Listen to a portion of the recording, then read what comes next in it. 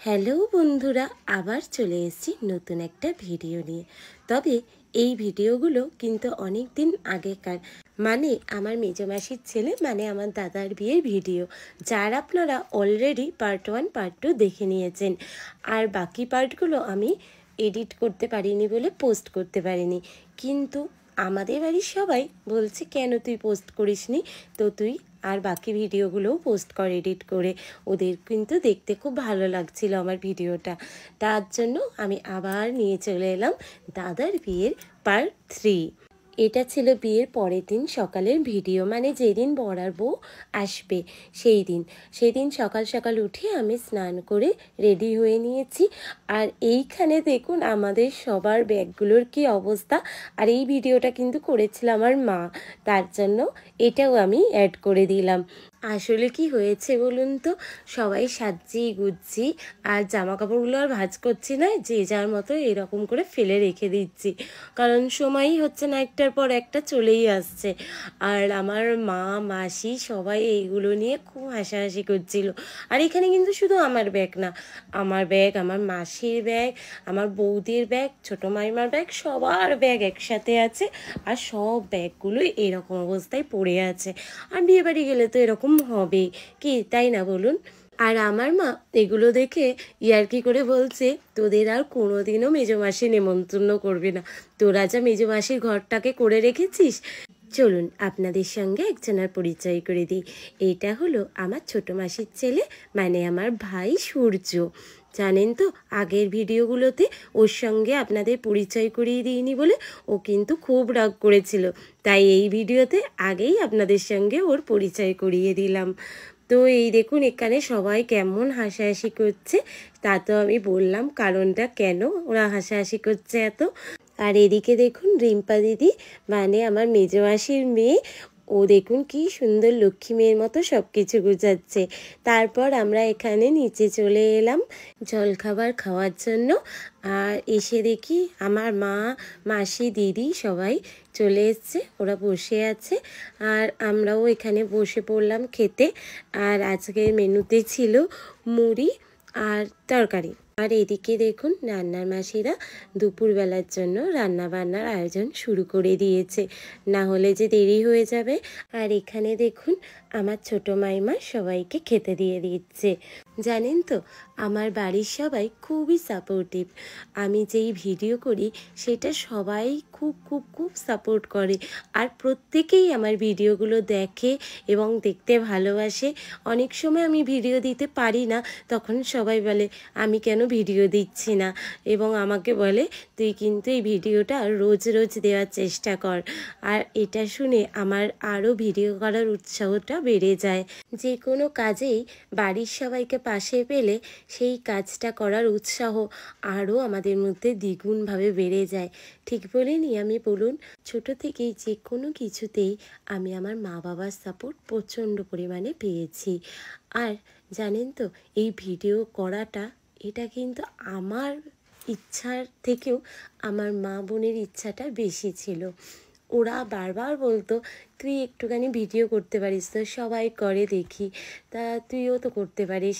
তারপরে আমি বললাম ঠিক আছে, আমি প্রথমে একটা দুটো ভিডিও বানাই, দেখি কেমন হয়। তা আমি যখন বানালাম, ওরা বলছে হ্যাঁ ভালো হচ্ছে, হ্যাঁ এরপরের দিন এইটা কর আরেকটু ভালো হবে। তো এইভাবেই আমি রোজ ভিডিও বানানোর চেষ্টা করি, ওরা উৎসাহ দেয় বলেই। তা আপনাদের সঙ্গে অনেকগুলো মনের কথা শেয়ার করলাম আজকে। তো এদিকে দেখুন আমাদের খাওয়া দাওয়ার পর্ব মিটে গেল। তো আমরা এবার চললাম বউ আনতে। আমাদের মধ্যে কিন্তু বউ দিনের বেলা আসে, মানে সকালবেলা আসে। তা মাসিদের বাড়ির এখানে একটা শীতলা মন্দির আছে, সেখানে প্রথমে দাদা বৌদি আসবে আর সেখানে ঠাকুরকে প্রণাম করবে, তারপরে বাড়ি নিয়ে আসা হবে। আর এখানে আমরা সবাই মাঠে চলে এসেছি, মানে ওই মন্দিরের ওখানে এসে এবার আমরা অপেক্ষা করছি কখন ওরা আসবে।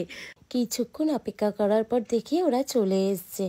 আর এখানে সূর্য দাদাকে ধরে ধরে নামাচ্ছে, কারণ দাদার হয়ে গেছিল ভীষণ পরিমাণে জ্বর, ও পুরো থরথর করে কাঁপছে আর গায়ে টেম্পারেচারও ভীষণ হাই ছিল।